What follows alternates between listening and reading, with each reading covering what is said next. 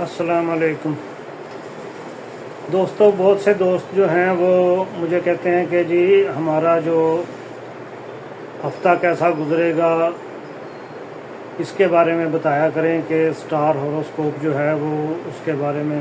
تو بات یہ ہے کہ وہ پھر 12 سیارے ہیں اور یہ گھر ہیں اس کے، تو تقریباً ہفتے میں 12 ویڈیو بناؤں، تو پھر اس کا میں نے بہترین حل جو ہے وہ یہ سوچا کہ ایک مہینے کا جو ہے وہ میں آپ کو بنا کے دے دیتا ہوں، تاکہ جس نے بھی اپنے بارے میں کچھ دیکھنا ہو تو اس کو کم از کم 1 ماہ کا جو روڈ میپ ہے وہ سامنے اس کے ہونا چاہیے۔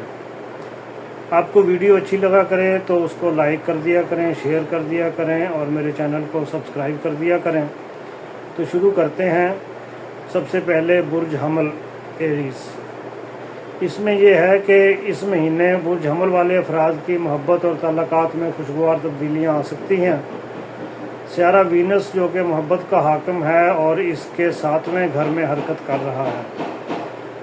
اس کا مطلب ہے کہ آپ کی زندگی میں نیا رومانوی تجربہ یا پہلے سے موجود تعلقات میں بہتری آ سکتی ہے۔ اگر آپ پہلے سے کسی تعلقات میں ہیں تو آپ کو اپنے ساتھی کے ساتھ بہتر وقت گزارنے کا موقع جو ہے وہ ملے گا اور محبت میں ایک نئی گرمی اور نزدیکی محسوس کریں گے۔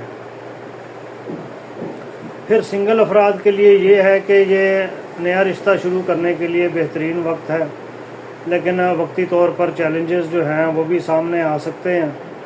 تو کسی غلط فہمی یا تنازع دوبارہ سامنے آئے تو بہتر ہوگا کہ آپ اپنی بات چیت میں شفافیت رکھیں، جھوٹ نہ بولیں۔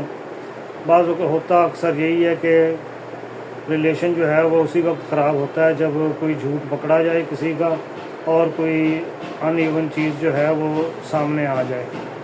پھر لوگوں کے کچھ کیریئر ہوتے ہیں اور کچھ مالی پوزیشن ہوتی ہے، اس کے بارے میں اگر آپ کو بتاؤں تو کاروبار اور ملازمت کے حوالے سے یہ مہینہ برج حمل والوں کے لیے کافی مفید ثابت ہوگا۔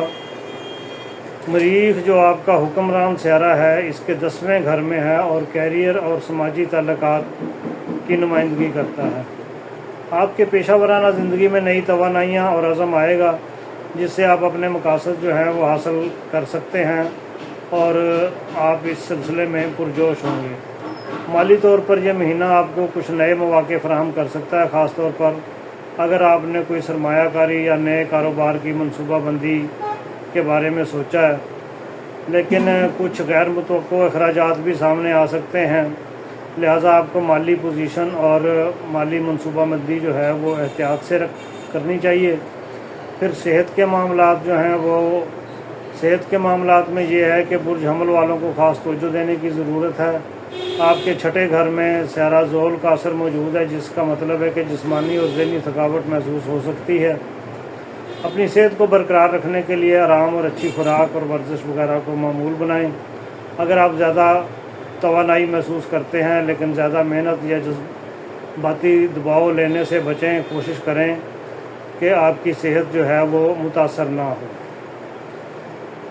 ذاتی ترقی کے بارے میں یہ ہے کہ ذاتی نشو و نما اور روحانی ترقی کے لیے یہ مہینہ برج حمل والوں کے لیے بہترین موقع فراہم کرتا ہے۔